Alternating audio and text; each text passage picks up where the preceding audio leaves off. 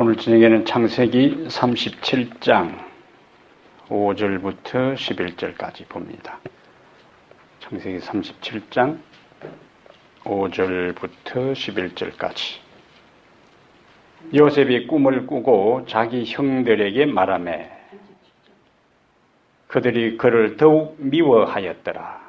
요셉이 그들에게 이르되 청하건대 내가 꾼 꿈을 들으시오. 우리가 밭에서 곡식단을 묶더니 내 단은 일어서고 당신들의 단은 내 단을 둘러서서 절하더이다. 그의 형들이 그에게 이르되 네가 참으로 우리의 왕이 되겠느냐? 참으로 우리를 다스리게 되겠느냐 하고 그의 꿈과 그의 말로 말미암아 그를 더욱 미워하더니 요셉이 다시 꿈을 꾸고 그의 형들에게 말하여 이르되 내가 또 꿈을 꾼적 해와 달과 11별이 내게 절하더이다 하니라. 그가 그의 꿈을 아버지와 형들에게 말하매 아버지가 그를 꾸짖고 그에게 이르되 네가 꾼 꿈이 무엇이냐? 나와 네 어머니와 네 형들이 참으로 가서 땅에 엎드려 네게 절하겠느냐? 그의 형들은 시기하되 그의 아버지는 그 말을 간직해 두었더라. 아멘. 꿈의 내용이 뭡니까?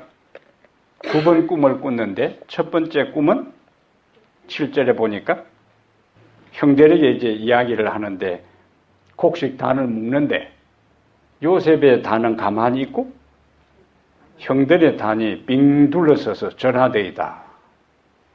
형들의 반응은요. 8절에 형들이 그 얘기를 이르되 네가 참으로 우리의 왕이 되겠느냐? 참으로 우리를 다스리게 되겠느냐 하고 그의 꿈과 그의 말로 말미암아 그를 더욱 미워하더니 그러니까 형들은 그 꿈의 내용이 어렴풋이 무엇을 의미하는지를 알았어요. 그 꿈은 뭡니까? 한마디로 요셉이 지도자가 된다는 이야기. 어렴풋이 짐작은 했어요. 그러나 그것은 어디까지나 무엇이라고 생각한 거예요? 그러니까 한마디로 뭡니까? 요셉에게 야 정신 차리니까 꿈 깨. 그죠? 한마디로 허황된 이야기라 그거예요. 어떻게 형들이 이 고대 세계에 있어서는 우리나라, 중국, 일본, 한국처럼 장유유서의 사상이 뭐 이 동양 못지않게 아주 강한 나라예요. 그런데 그러한 나라에서 동생의 단은 딱 빳빳하게 서 있고 형들의 단이 그 주변에 절한다는 것은 형들이 생각할 때에 동생이 지도자가 되고 형들이 그 앞에 신하로서 절한다는 것은 도저히 있을 수 없는, 어디까지나 그것은 어디에서나 가능한 거예요? 꿈속에서나 가능했다는 거예요. 그래서 야, 꿈 깨라. 그러면서도 8절에는 기분 나쁜 거라. 그 꿈이 요셉이 이야기하기를 형님들의 단은 다 서 있고 내가 절하되어야 됐으니까 꿈 깨는 소리 안 했겠지만은 반대의 상황이에요. 그런데 다시 또 9절에 요셉이 다시 꿈을 꾸고 그의 형들에게 말하되 이르되 꼭 그 밉상짓은 짓을 자꾸 하잖아요. 내가 또 꿈을 꾼적 이번에는 해와 달과 11별이 내게 절하되이다. 그래서 아버지와 형들에게 말하면 아버지가 이제 또 알아요. 해와 조금 전에는 별 11개 하면은 그냥 형제들인데 해와 달이 나오는 것을 보아서 해는 아버지고 달은 어머니고. 근데 이제 11절이 중요한 거예요. 그의 형들은 시기하되 그의 아버지는 그 말을 간직해 두었더라. 아버지는 그것을 예사롭게 생각하지 않았어요.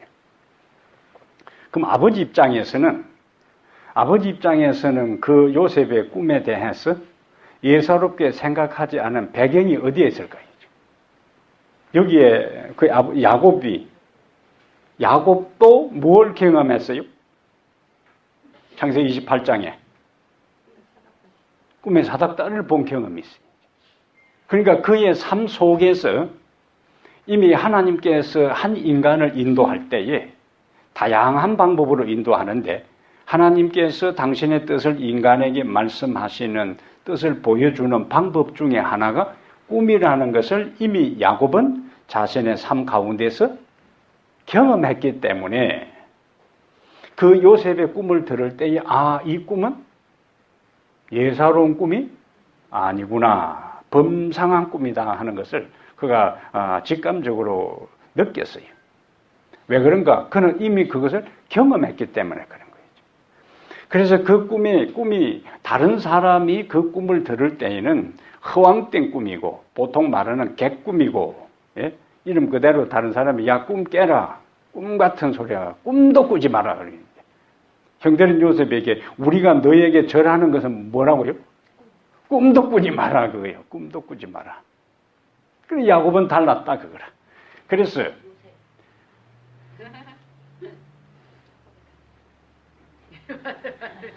저 사람이 틀린 거예요. 엉뚱 말을 한 거라. 예.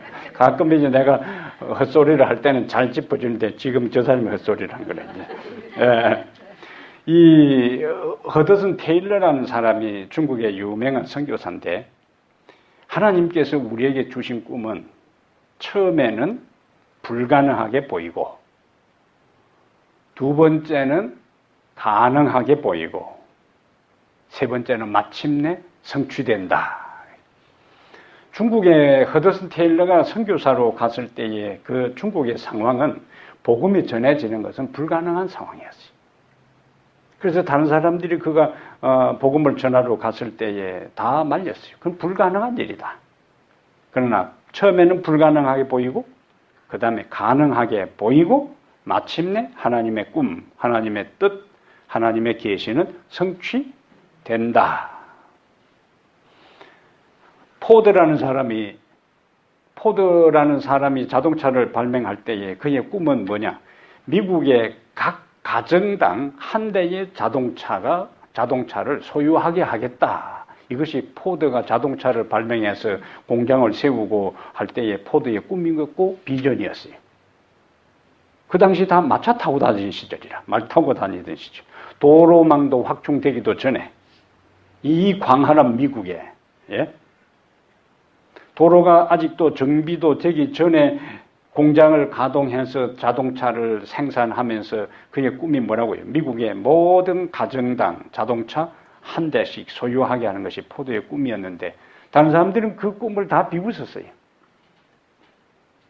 자동차가 다니려면 도로가 있어야 하고 자동차를 구입하려면 돈이 상당히 처음에는 굉장히 천문학적으로 비싼데 어떻게 그것이 가능한가? 그런데 지금 보세요. 한 집에 우리 집에도 중고차 포함해서 2대가 있는데 라이트 형제가 새를 바라보면서 항상 하늘을 나는 꿈을 가지면서 언젠가는 인간이 하늘을 날아보겠다 할 때에 쇳덩어리가 어떻게 하늘에 날아가냐 그게지. 그는 불가능하다 그게지. 다른 사람들이 다 뭐라고 하겠어요? 야, 꿈 깨라 그래. 꿈 깨라. 그것은 꿈에나 우리가 꿈 볼 때 벙벙 날아다니는 꿈을 꾸잖아요. 어떤 때는 이제 샥 날아다니는 꿈을 꾸는데 그것은 꿈에나 가능한 일이지 쇳덩어리가 하늘을 날아다니는 것은 불가능한 일이다. 근데 지금 그 큰 쇳덩어리가 온 하늘을 날아다니잖아요. 모든 사람이 가능하다고 생각할 때는 그것은 꿈에 해당 안 되는 거예요. 모든 사람이 그것은 불가능하다고 생각하는 그 일들이 실제적으로 하나님이 주신 꿈에 해당되는 겁니다. 근데 하나님의 영의 지배를 받고 하나님의 영의 인도를 받는 사람만이 허황된 꿈을 꾸는 사람의 그 꿈에 공감하고 그 꿈을 성취하기 위해서 함께 동참하는 겁니다. 요셉 자기 아들이 꾼 꿈, 야곱은 그 꿈에 동참한 거예요. 그래서 형들은 시기하되 그의 아버지는 그의 말을 11절에 보니까 간직해 두었더라. 근데 하나님은 꿈을 보여주시고 그냥 하나님이 보여주신 꿈은 그냥 성취되는가? 성경은 처음부터 마지막까지 하나님과 인간의 협력을 강조하고 있습니다. 하나님께서 노아 홍수 당시에 그냥 배를 기적적으로 만들어 주신 것이 아니라 미래의 홍수가 날 것을 하나님은 경고하시고 배를 어떻게 만들 것에 대해서 설계도를 주시고 그 설계도에 따라서 산에 가서 힘들게 나무를 잘라서 그것을 또 판자를 만들고 해서 배를 건조하고 건축하는 것은 인간의 몫이에요. 비가 내려서 홍수가 이 창일할 때에 그 배 안에 든 사람을 보호하는 것은 하나님의 몫이고 배를 만들고 배 안에 들어가는 것은 사람이 해야 할 일이고 120년 동안 배를 만들면서 홍수가 앞으로 날 테니까 하나님의 품 안으로 회개하고 들어오라고 외치는 것은 노아와 가족의 몫이고 그 기별을 들을 때에 사람들의 마음에 감동을 주고 결심하게 하는 것은 하나님의 몫이고 철저하게 성경은 인간과 구원 사역, 구원의 역사를 이루어 갈 때에 있어서 하나님은 일방적으로 하시지 않고 인간이 하나님이 하실 일을 대신할 수도 없고 인간이 할 수 있는 일을 하나님이 대신해 주지 않는다는 거예요.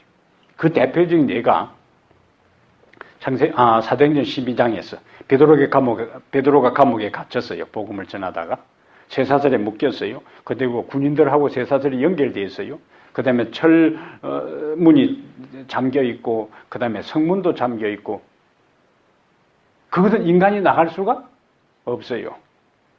그러면 그 당시에 베드로도 기도했을 테고, 성도들이 베드로를 위하여 뭐 하고 있어요? 기도하고 있어요. 그럼 인간이 해야 할 일이라. 어느 인간도 거기 접근해서 그 감옥문을 열 수가 없고, 성문을 열 수가 없어요. 그러나 그들은 무엇을 할 수 있는가? 하나님께 기도할 수 있어요. 그때 하나님께서 초자연적인 방법으로 쇠사슬이 스르르 풀리고 옥문이 열리고 성문이 딱 열렸어요. 그 다음 장면이 중요합니다. 그 다음에 천사는 떠났어요. 나머지는 이제 베드로가 베드로는 직접적으로 지금쯤 마가의 집에서 성도들이 나를 위해서 기도하고 있을 것이다. 그때에는 자기의 경험, 자기의 합리성, 자기의 상식 이것을 가지고 판단해서 가는 거예요. 깜깜한 밤이랄지라도. 그런데 가보니까 문이 닫혀 있어. 그런데 하나님께서 옥문을 열고 쇠사슬이 열리게 하신 하나님 같으면은 어떻게 하면 간단해요? 베드로가 그냥 밤중에 가니까 이왕이면은 베드로를 어디까지 데려다 줬으면은 집 안에까지 짱 나타나게 한참 기도하고 있는데 베드로 그 앞에 짱 나타나게 하실 수도 있는데 하나님께서 그렇게 하시지 않았어요. 저는 12장을 묵상할 때마다 그 장면이 항상 새롭게 다가옵니다. 쇠사슬을 풀고 감옥문을 열고 성문을 여는 것은 인간이 할 수 없을 때는 하나님이 기적적으로 간섭하시고 그 다음에 베드로는 그 마가의 집은 너무나 잘 알기 때문에 그 다음에는 뭐 해야 돼요? 베드로가 스스로 찾아가야 되는 거고 그 다음에 대문을 하나님께서 기적적으로 열어주지 않았어요. 한두 번 열 때 스르르 열린 것이 아니고 여러 번 두드려도 열리지 않았고 나중에 그 집에 소녀가 나와서 놀래가지고 할 그 순간까지 베드로는 계속 문을 두들겼다 그렇게 나와요. 그러니까 하나님은 사람이 할 수 있는 일을 그냥 쉽게 해주지 않는다는 거예요. 인간이 할 수 없는 영역에 하나님은 기적적으로 개입합니다. 그러나 사람의 영역에서 할 수 있는 것은 누가 해야 되는가? 사람이 해야 된다는 거예요. 이게 상당히 중요한 사상이에요. 다윗의 생애를 묵상하면요, 다윗의 삶 속에 초자연적 기적이 한 번도 기록되어 있지 않습니다. 사무엘 하를 여러분들이 다윗의 이 사울과 관계해서부터 다윗이 등장할 때부터 다윗이 이세 아들 마지막 그 고벨 기도를 하고 죽을 때까지 다윗의 삶 속에서는 초자연적인 역사가 한 번도 없었어요. 얼핏 생각하면은 다윗의 삶에는 무슨 일이 많이 있을 것 같아요? 기적적인 일들이 많이 일어날 것 같은데 초자연적인 기록이 하나도 없습니다. 골리앗을 넘어뜨린 거, 골리앗이 오다가 바로 그냥 장풍을 쫙 해서 그냥 넘어진 게 아니잖아요. 다윗이 평소에 뭐요? 갈고 닦던 실력을 가지고 할 때 하나님이 간섭하신 거예요. 나머지 그가 도망 이 골짝 저 골짝 이 마을 저 마을로 다닐 때에 한 번도 초자연적인 일이 일어나지 않습니다.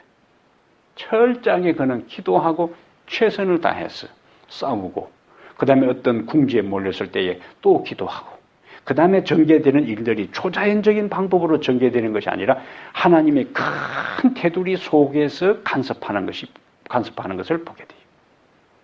시글락 블레셋에서 그가 임시 망명을 한 다음에 그 블레셋과 이스라엘이 싸울 때에 전방 부대에 나가려고 할 때 그 장교들이 반대하잖아요. 그리고는 이제 자기들이 임시 머물렀던 시글락에 와보니까 불태워버리고 자기 남겨둔 가족들이 다 포로로 잡혀갔어. 그런데 추격하는데 기적적으로 하나님께서 천사를 통해서 인도할 수도 있습니다. 얼마든지 천사 한 명이 따라오라고 할 수도 있어요. 그러나 그 일은 없었다는 거예요. 대신 병든 한 아말렉 소년을 만나요. 그 전쟁에서 바쁜 지금 자기들의 가족이 조금 지체하면은 다 몰살 당할 수도 있고 성폭행 당할 수도 있고 하는 그 상황에 그 이방 소년, 병든 소년 돌볼 여지가 없습니다. 지금 어떤 상황인데요? 한시가 급한데요. 그런데 그러한 와중에서도 다윗은 본능적 돌봄, 긍휼, 자비, 인애가 발동한 거라. 그래서 그 병들어서 비실비실하는 이 소년을 데려다가 먹였는데 그 소년이 뭘 알아요? 누가 전쟁을 했고 그 다음에 자기가 어디 있다고 오고 지금 그 가족들이 어디에 포로로 잡혀 있는지를 알려주는 소년이었다는 거예요. 그게 하나님의 인도하시는 방법이요. 초자연적으로 착착착 계시를 통해서 어디로 가라 한 것이 아니라 그는 인간적인 상황에서 판단하고 어디쯤 갔을 것이다. 그 다음에 그 광야를 가로지를 갈 때에 소년을 만나게 하시고 그 소년을 그냥 지나쳤으면은 자기 가족들 이끌 길이 없지만은 그러나 그 분주하고 바쁘고 초급한 상태였어도 그 배고파 병든 그 소년에 대해 불쌍히 여기는 마음을 가졌을 때에 하나님은 그것을 발판으로 삼아 자기 전 가족, 자기 부하의 온 가족들을 완전히 완벽하게 다시 구원하게 하는 계기로 삼더라는 거라. 우리의 삶의 원리도 마찬가지입니다. 하나님께서 하나님의 백성을 인도하는 것은 하루하루 걸음걸음 순간순간 하나님이 나에게 가르쳐 주신 말씀의 원리를 따라 한 걸음 한 걸음 걸어가고 한 걸음 한 걸음 하나하나 순종해 나가면은 그 하나하나를 통해서 하나님은 우리에게 축복의 길로 인도하시고 그 하나하나를 통해서 하나님의 뜻이 성취되고 영광이 되는 길로 우리를 인도하시는 거예요. 예? 그 평범한 그 스토리 가운데 비범한 내용들을 우리가 발견할 수가 있습니다. 그래서 하나님께서 우리에게 주신 꿈은 인간적으로 볼 때는 불가능하고 꿈 깨라 하는 이야기지만은 그러나 하나님께서 주신 꿈이라는 것을 확신하고 인간 편에서 최선을 다해서 나갈 때 하나님은 인간의 수고에 당신의 능력이 합세하고 기적 그 지혜가 연결되어서 당신의 뜻을 성취하고 영광이 되도록 인도해 주십니다. 꼭 이제 11절까지 이야기고요. 그 다음에 12절부터 보겠어요. 그의 형들이 세겜에 가서 아버지의 양떼를 칠 때에 이스라엘이 야곱입니다. 요셉에게 이르되 내 형들이 세겜에서 양을 치지 아니하느냐 너를 그들에게로 보내리라. 요셉이 아버지에게 대답하되 내가 그리 하겠나이다. 근데 2절에는 야곱의 족보는 이러하니라. 요셉이 17세의 소년으로서 그의 형들과 함께 뭐 했어요? 양을 칠 때에. 그런데 지금 12절부터 보면은 요셉은 양 치는데 가지를 않았어요. 아마 여기 양을 칠 때에 그 형들이 요셉이 있으면은 어쨌든 뭐요? 부담스러워. 부담스러운 겁니다. 왜냐하면 형들이 자기들끼리 있을 때는 형들이 요셉이 그 형들의 안 좋은 것을 아버지에게 이야기했다는 것은 요셉이 지가 그 형들하고 나쁜 짓을 같이 했으면 아버지에게 이야기하지 못했을 것이다. 그러면 고대 그 유목민 사회 가운데 형들의 어떤 모습들이 형들이 무엇을 잘못을 했겠어요? 그 유목민 저 들판에서 양을 치는 그 생활 속에서 어쩌면은 아버지 양을 몰래 잡아먹을 수도 있고 이웃집 다른 양을 몰래 잡아먹을 수도 있고 훔쳐올 수도 있고 그러한 일들. 그 요셉은 형들 그렇게 하면 안 된다고 하니까 형들이 요셉하고 함께 있는 것 자체가 형들에게는 부담스러웠던 거예요. 그러니까 이 핑계 저 핑계 되면서 아버지에게 형들 편에서 요셉이 부담스러우니까 끼워주지 않을 수도 있고 아버지 입장에서는 또 자기의 사랑하는 아들이니까 이 정도 이제 17살 때 형들 따라다니면서 자립심을 키워주기 위해서 조금 훈련시켰으니까 이번 세겜에 갈 때는 자기 곁에 사랑하는 아들을 두고 싶은 야곱의 마음일 수도 있고 어떤 이유든지 간에 이번 세겜 그 목축 생활에는 요셉이 동행하지 않았다는 거예요. 근데 왜 야곱이 요셉을 가서 형들의 안부를 물어보라고 했을까요? 14절에 이스라엘이 그에게 이르되 가서 내 형들과 양떼가 다 잘 있는지를 보고 돌아와 내게 말하라 하고 그를 헤브론 골짜기에서 보내니 그가 세겜으로 가니라. 세겜 34장에 세겜에 어떤 일이 있었어요? 여동생 성폭행 사건으로 인해서 레위하고 시므온이 주도해가지고 할례를 받고 그 남자들이 회복되지 않은 상태에 칼날을 가져가서 다 몰살시킨 그 사건이에요. 그럼 고대의 세계는 부족과 부족이 다 동맹관계를 맺고 있기 때문에 우리와 미국이 혈맹관계로 우리가 북한의 침략을 받으면 미국이 자동으로 개입하도록 그렇게 조약이 맺어져 있어요. 고대의 그와 같은 관계입니다.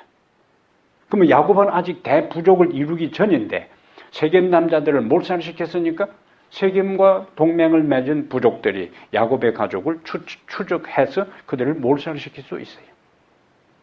그러한 전력이 있는 상태에 야곱의 아들들이 지금 어디 가서 세겜 쪽에 가서 양을 치고 있으니까 야곱은 항상 뭡니까? 그들의 안부에 대해서 염려가 되는 겁니다. 그래서 요셉을 보낸 거예요.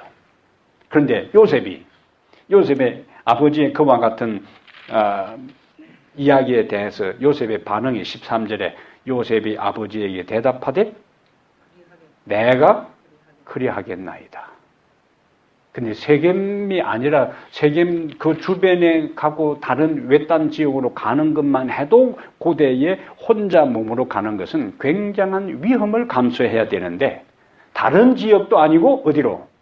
세겜에 가는 것은 형들의 안부를 확인하기 위해서 가는 그 자체가 요셉에게 있어서는 굉장한 위험 부담을 각오해야 할 길이라는 거야. 근데 요셉은 아버지의 그 명령에 이유를 대거나 핑계 대거나 못 간다고 말하지 않고 내가 그리하겠나이다. 여기에서 요셉은 아버지의 말씀에 절대적으로 사랑을 받은 존재일 뿐만 아니라 아버지의 염려에 동참해서 형들에 대해서 좀 요셉의 마음속에는 불만도 있었을 거고 별로 좋지 않는 감정이 인간적으로 있을 수도 있을 거예요. 그러나 그 모든 것보다 요셉의 마음에 내가 그리하겠나이다 한 것은 아버지의 마음을 헤아린 것이었다는 거라. 형들과의 관계 또 내가 그곳에 가면 어떤 위험이 도사리고 있다는 그 모든 것보다 무엇을 우선적으로 생각했다고요? 그 형들의 안부를 염려하는 아버지의 마음. 그래서 뭐라고? 내가 그리하겠나이다. 내가 그리하겠나이다. 여기 헤브론이라는 곳에서 세겜까지는 약 70km가 되는 거리.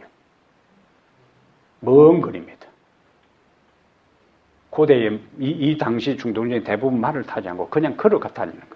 70km나 되는 그 먼 거리를 걸어서 위험한 곳으로 가서 형들의 안부를 묻기 위해 가는 것은 자기의 모든 위험은 감수하고 아버지를 기쁘게 하고 형들을 염려하는 아버지의 마음을 염려하는 그 사랑의 마음이 있었기 때문에 가능했다는 거예요.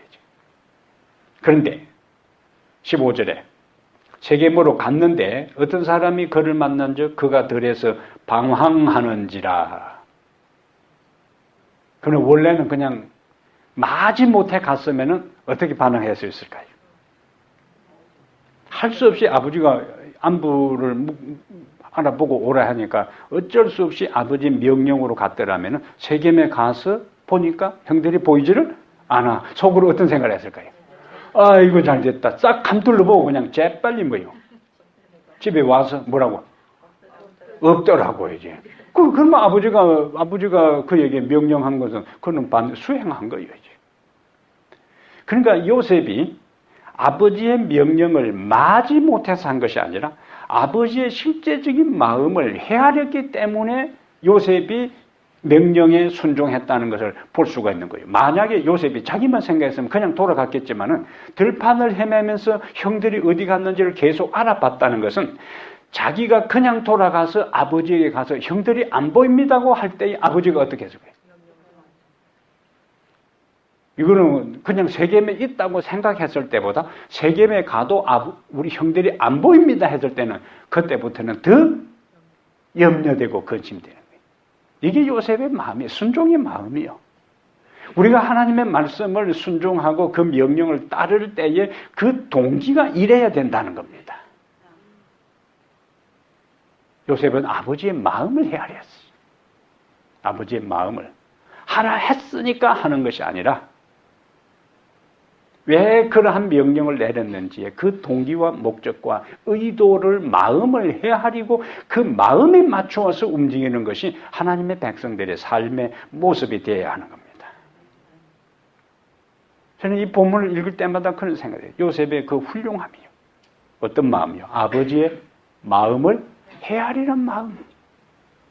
그래서 아버지의 염려를 덜어드리기 위해서 형들이 없는 상태에서 돌아가면 아버지가 얼마나 불안하고 초조하고 안절부절 못하실까. 그것 때문에 내가 어떤 위험을 당하더라도 어쨌든 형들의 안부를 확인하고 아버지를 안심시켜야 되겠다는 그 마음으로 들에서 그 형들의 행방을 지금 확인하고 있는 겁니다. 그 사람이 그에게 물으리되 네가 무엇을 찾느냐? 16절에 이 요셉의 삶에 있어서는요 하나하나가 굉장히 아슬아슬한 연결고리입니다. 들판에서 아무리 헤매다가 방황할 때도 사람을 못 만났으면 고대 세계의 그 황무지에서 목조지에서 어디 갔는지 뭐 요즘처럼 셀폰이 있는 것도 아니고 어디 가서 찾겠어요. 내가 최선을 다한다고 해도 내 최선만 가지고 되는 게 아니라는 거지. 내가 그다음에 내가 아무리 최선을 다해도 나 혼자만이 돼 누군가 돕는 손길이 필요하다는 거예요. 그래서 그다음에 내가 최선을 다하면 하나님은 반드시 또 나를 돕기 위해서 돕는 손길을 보내주신다는 거예요. 바른 동기로 하나님의 마음을 헤아려 하나님의 뜻을 따라 살려고 정성을 다할 때 하나님은 내가 한계에 부딪히고 더 이상 어떤 길이 보이지 아니할 그때에 하나님은 생각지도 못한 사람을 연결시켜서 내가 당신의 뜻을 이루는 일에 협력하고 성취하도록 도우신다는 것을 여기서 볼 수가 있습니다. 아버지의 마음을 헤아려 할 때에 그곳에서 한 사람을 만나잖아요. 근데 사람을 만나도 그 사람이 너 왜 돌아다녀? 우리 형 보세요. 모르겠네. 이름 끝나버리는데 하필 만난 그 사람이 또 형들이 어디 갔는지를 알게 되잖아요. 성경을 읽으면서 우리가 자세히 그러한 장면을 우리가 읽어야 합니다. 자, 16절. 그가 이르되 내가 내 형들을 찾아오니 청하건대 그들이 양치는 곳을 내게 가르쳐 주소서. 그 사람이 이르되 그들이 여기서 떠났느니라. 내가 그들의 말을 들으니 어디로 간다고? 도단으로 가자 하더라 하니라. 요셉이 그의 형들의 뒤를 따라가서 도단에서 그들을 만나니라. 그러니까 하필 그 형들하고 만난 사람, 그 다음에 그냥 만났다가 들판에서 만나서 그냥 양 잘 치세요 하고 인사하고 온 것이 아니라 하필이면 무슨 이야기까지, 그 다음에 다음 행선지에 대한까지 이야기를 들은 그 사람이라. 완벽하잖아요. 이 하나님께서 우리 인생을 인도하는 방식입니다. 자, 18절에 그 다음에 우리가 이제 생각할 것은 하나님의 백성들이 하나님의 마음을 헤아리고 그리고 인간의 삶 속에서 내가 바른 동기와 바른 마음가짐과 사랑의 마음을 가지고 행한다 해서 모든 과정에 모든 사람들이 다 내 충심과 내 본심과 내 동기를 다 이해해 주는 것은 아니다. 그까지를 우리가 알아야지. 한 단계만 하나님의 마음을 헤아리고 인간 편에서 최선을 다하면 하나님의 도움의 손길이 온다. 그 단계만 생각하면 안 된다는 거예요. 최선에 다해서 도움의 손길이 오는데 막상 그 과정에 진입해 보면은, 막상 그 상황을 직면해 보면은 내가 기대한, 내가 최선을 다하고 내가 성실한 마음, 내가 정성을 다한 것을 다른 사람이 다 이해해 주는 것은 아니라는 것을 볼 수가 있습니다. 자, 요셉이 그냥 돌아가지 않고 형들을 사랑하는 마음으로, 아버지를 염려하는 마음으로 형들을 찾고 찾아서 이제 만나는데, 18절. 요셉이 그들에게 가까이 오기 전에 그들이 요셉을 멀리서 보고 반가워서, 아이고 저 녀석이 여기까지 어떻게 찾아왔나 하고는, 응?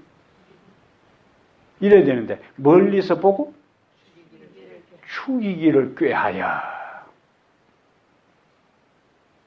서로 이르되, 여기 한두 사람도 아니요, 서로 이르되 꿈꾸는 자가 오는도다.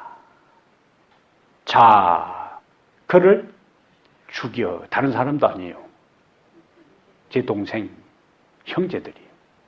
그것도 그 먼 길을, 그 먼 길을 용케도 찾고 찾아왔는데, 그들이 그 요셉을 보면서 지금 어떤 계획을요? 죽여, 구덩이에 던지고, 우리가 말하기를 악한 짐승이 그를 잡아먹었다 하자. 그의 꿈이 어떻게 되는지를 우리가 볼 것이니라 하는지라. 르우벤이 듣고 요셉을 그들의 손에서 구원하려 하여 이르되 우리가 그의 생명을 해치지 말자. 르우벤이 또 그들에게 이르되 피를 흘리지 말라. 그를 광야 그 구덩이에 던지고 손을 그에게 대지 말라 하니, 이는 그가 요셉을 그들의 손에서 구출하여 그의 아버지에게로 돌려보내려 함이었더라. 요셉이 형들에게 이르기 전까지 이러한 음모가, 살해 음모가 진행되는 것은 요셉은 이름 그대로 꿈에도 생각지 못하고, 형을 저 멀리 형들이 모여 있는 걸 볼 때 이 요셉의 마음은 뭐예요? 반가움에, 그동안에 들판을 헤매면서 형들을 찾고 찾았는데 그 형들을 만나는 그 반가움에 아마 르우벤 형부터 시작해서 형 하고 이제 막, 그때는 막 이제 몸에 힘이 팍 생겨가지고 기쁨에 겨워 형들에게 이제 쫓아갔을 거예요. 그런데 가까이 가서 보니까 분위기가 어땠을까요? 23절. 요셉이 형들에게 이름에 할 때 형들이 수고했다고 와서 탁 싸고, 그래 고생했다고, 배고프지 하고 일이 돼야 되는데, 이름에 뭔가 가보니까 분위기가 이상하다 했을 거예요. 이제 순간 썸짓했을 거예요. 살기가 감도니까 그분이 눈이 다 살기 등등하고 분위기가 서늘하고 이제 냉랭하고 찬바람이 샥 도는 상황이에요. 그의 형들이 요셉의 옷, 그가 입은 채색 옷을 벗기고,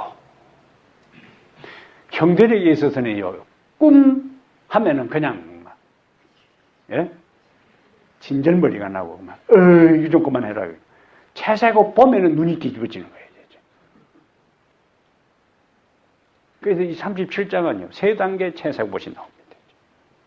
첫 번째는 사랑하는 아들에게 아버지에게 해입힌 채색 옷. 그 다음에 그 옷의 벗김을 당하고, 그 다음에 나중에는 거기다가 피를 묻힌 채색 옷. 키워드가 37장의 채색 옷과 꿈이에요, 이제. 그가 입은 채색 옷을 벗기고 보기 싫은 거예요, 이제. 예? 얼마나 채색 옷 자체에 대해서 그랬으면은, 제일 먼저 표현되는 게 그가 입은 채색 옷을 벗기고. 그러면 요셉이 얼마나 당황했을까요? 혼자요. 그런데 자기 형들이, 한 집에 살던 그 형들이 삥 둘러싸가지고, 살리등대한 모습으로 탁 부여잡고는 믹선을 잡고 벗기고 할 때에 얼마나 놀랐겠어요? 그럼 요셉은 그때 하나님께 단발만으로 기도했겠지요. 형들에게 어떻게 했겠어요? 살려달라고 했겠지요. 살려달라고. 형들 왜 이래? 형들 왜 이래? 울며 불며. 그런데 그를 잡아 구덩이에 던지니 그 구덩이는 빈 것이라 그 속에 물이 없었더라. 그러면 어떤 장면이? 구덩이에다가 그냥 넣었다고 하지 않고 구덩이에 던졌다 그랬고 그 구덩이에 물이 없었다라고 했어요. 옷을 벗겨가지고는 잡아가지고는 뭐예요? 그냥 구덩이에다가 내동댕이 쳐버린 겁니다. 물이 없다고 하잖아요. 물이 없는 빈 웅덩이에다가 그냥 옷을 벗긴 다음에 거기다가 내동댕이 친 거예요, 이제. 근데 그들이 얼마나 잔인한가. 25절. 그래 놓고는 뭐 해요? 그들이 앉아 뭐 해요? 그러면 요셉은 웅덩이에서 그냥 가만히 있었을까요? 연신 어떻게 했겠어요? 형 이름 하나하나를 부르면서 응? 형 살려달라고 형들 이름을 한 명 한 명 부르면서 살려달라고 했을 거예요. 그런데 형들은 그 옆에서 앉아서 음식을 먹었어요. 네? 얼마만큼 이들이 못되고 악랄한지가 여기에서 단적으로 드러납니다. 이거는 완전히 악령에 사로잡힌 거예요. 자기 사랑하는 그 먼 길을 걸어온 아무리 감정이 있다 해도 그 먼 길을 자기 안부 물어온 동생을 옷을 벗겨서 웅덩이에다가 그냥 내동댕이 쳐놓고 그 옆에서 음식을 먹는다는 이것은요. 인간적으로 인간되기를 포기한 사람들이요. 요셉은 최선을 다했어요. 아버지를 기쁘게 하는 마음으로, 형들을 염려하는 마음으로 왔어요. 그런데 형들은 요셉의 그 마음을 조금도 받아들이지도 않고 헤아리지도 않고 그 수고를 인정하기는커녕 그를 죽이려고 했어요. 예수님이 이 세상에 하나님 아버지의 마음을 헤아려 이 세상에 사는 인간들의 안부, 죄악으로 죽어가는 인생들을 구원하기 위해서 이 세상에 오셨을 때 자기 땅에 오매 자기 백성이 영접지 아니했다 하는 이 요셉의 모습이 바로 예수님의 삶 속에 나타나는 겁니다. 우리가 다른 사람에게 복음을 전해요. 모든 사람 어떻게 보면은 죽어가는 사람에게 복음을 전해서 영원한 생명을 얻게 했으면은 이것을 가르쳐 주었다고 그냥 고마워하고 그냥 감격해하고 목을 깨안고 팔딱팔딱 뛰면서 너무너무 감사하다고 해야 되는데 시큰둥? 어떤 데는 짜증내고 싫어하고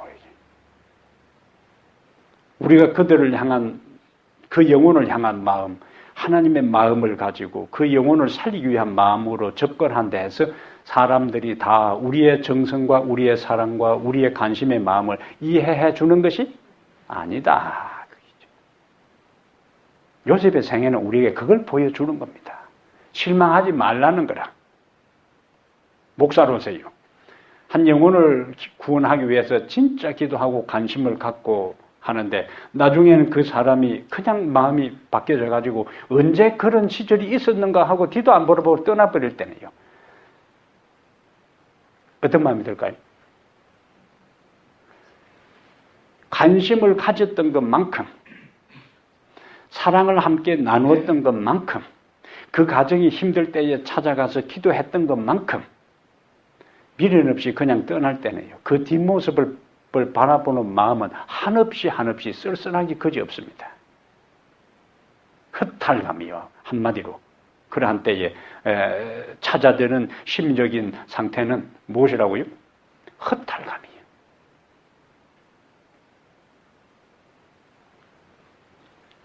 요셉의 마음이 그랬을 거예요. 그 웅덩이 속에서 온갖 생각이 들었을 거 아니에요. 차라리 저 세겜에 와서 형 안 보였을 때에 돌아갈 걸. 아니면 아버지가 처음 나에게 얘기할 때 그냥 내 혼자는 겁나서 못 가겠다고 할 걸. 온갖 생각이 다 들 거예요. 그런데 하나님께서 한 인생을 인도하는 것은 지난 시간에 설교한 것처럼 하나님의 백성의 끝을 봐야 돼. 마지막 끝을 봐야지 내 삶에 진행되는 상황만을 탁 그 장면, 그 부분, 그 사건, 그것을 떼어서 볼 때는 인간 삶에 갈등되는 요소가 한두 가지가 아닙니다. 한두 가지가 아니에요. 목사로서 최선을 다해서 영혼을 구원하고 침례주고 잘 가르쳐놨는데 안녕이란 소리도 없이 떠나가 버릴 때에 그 뒷모습을 보는 것은 허탈감이지만은 그러나 하나님 앞에 설 때 네가 그 영혼을 향해서 쏟은 정성과 관심과 기도와 눈물과 사랑에 대해서 내가 보았고 내가 안다. 내가 다른 사람을 전도하고 영혼을 인도하기 위해서 최선을 다하고 애쓰고 수고한 것에 대해 현재 그 사람이 내 마음을 알아주지 못하고 이해해주지 못하고 시큰둥하고 무관심하고 때로는 짜증을 낸다 할지라도 그 한 사건만, 그 하나의 장면, 그 하나의 배경, 그 반응만을 가지고 본다면은 낙심되고 전도할 마음이 싹 사라지고 네 그렇게 하다 그냥 멸망받든지 말든지 모르겠다. 그렇게 할 수도 있어요. 그러나 우리는 어떤 생각을 갖는다고요? 끝을 봐야 돼. 요셉의 그 순수한 동기가 지금 물 없는 웅덩이에 던짐을 받고 형들은 그 곁에서 웃어가면서 이제는 그들 눈앞에 꼴 보기 싫은 이 동생을 완전히 제거해버렸으니까 후련했던 걸 알지. 어쩌면 이제 다른 때 먹는 이 식사보다 훨씬 더 맛있었을 거예요. 어이구 이 자식 소리 이제 꿈 소리 이제 아마 그 웅덩이 속에서 꿈 깼을 거예요, 이 자식. 그 채세고 옷 입은 것만 보면 나타나면 그냥 어이구 했는데 그냥 옷 벗겼고 그냥 자기들의 목적이 다 달성된 거죠. 그리고는 그런데 또 하필이면은 28절 보세요. 그때에 미디안 사람 상인들이 지나가고 있는지라. 그러면 그 상인들이 고대에 상인들이 자주 다녔겠어요? 가끔 지나다녔을 거예요. 그러면 요셉이 그 현장에 오기 전에 그들이 지나갔을 수도 있어요. 또 요셉이 그 물 없는 웅덩이에 던져서 그냥 어디 부딪혀서 내진탕을 일으켰든지 그 속에서 형들을 목매어 부르다가 액을 복권해도 형들이 무시하고 놔두고 그냥 형들이 입구를 돌로 막아놓고 다른 데로 떠나버리면 또 끝나는 거라. 근데 하필이면은 그때에 애굽으로 장사하는 고대의 그 상인들이 향품들을 심고 그때에 진행할 게 뭐냐 그거라지. 형들이 요셉을 구덩이에 끌어올리고 은 20의 그를 이스마엘 사람들에게 팔매 그 상인들이 요셉을 데리고 애굽으로 갔더라. 하나님께서 그래서 우리는 끝을 봐야 되는 거예요. 요셉의 상황은 점점 하나님의 뜻을 따르고 그는 하나님 말씀 앞에 순수했고 아버지의 믿음을 받았고 그 다음에 아버지의 말씀에 순종했고 형들의 안부를 물었고 염려했고 사랑했지만은 그가 처해 있는 지금 운명적 상황은 점점 더 최악의 상황으로 치닫는 상황입니다. 우리 그리스도인들은 뭘 봐야 된다고요? 끝을 봐야 되는 거예요. 그 한 장면만을 가지고 내 인생, 내가 전생에 무슨 죄를 지어서 이렇게 하면 안 된다는 거예요. 끝을 봐야 되는 거예요. 우리는. 31절 그들이 요셉의 옷을 가져다가 순념소를 죽여 그 옷을 피해 적시고 그의 채색 옷을 보내어 그의 아버지에게로 가져가서 이르기를 우리가 이것을 발견하였으니 아버지 아들의 옷인가 보소서. 여기 표현도 보세요. 요셉이라 안 하고 아버지 아들. 이 요셉하고는 자기하고는 전혀 무관한 상관없는 것으로 표현하잖아요. 근데 여기 역설적인 이 세상의 아이러니입니다. 야곱은 염소 새끼 가죽으로 자기 아버지를 속였어요. 염소 가죽으로 자기 아버지 이삭을 눈먼 자기 아버지 이삭을 속였어요. 이제는 아들이 염소를 가지고 염소 피를 가지고 자기를 속이고 있는 겁니다. 그대로 받는 거예요. 그래서 갈라디아 6장 7절에 사람이 심은 무엇을 심든지 그대로 거두리라. 야곱의 삶에는 그것이 지금 장인과의 관계에서 그것이 반복되는데 이제는 자기가 아버지를 속인 것에 대해 아들이 자기를 속이는 상황이 여기서 다시 발생하는 거예요. 그래서 성경의 저자는 우리에게 심은 대로 거둔다는 지엄한 하늘의 법칙, 천리의 원리를 우리에게 경고해 주고 있는 거예요. 그냥 읽으면서 염소 피를 가지고 채색옷에 묻혀서 아버지에게 이야기했다. 그렇게 읽으면 안 된다는 거예요. 그 야곱이 이전에 염소 새끼로 아버지를 속였던 그 일들이 여기서 반복되기 때문에 내 삶에 있어서 빗나간 하나님의 정로에서 이탈된 그것들이 다시 내 삶에 언제 부메랑이 되어서 돌아올 줄 모른다는 걸 우리에게 경고하고 있다는 거예요.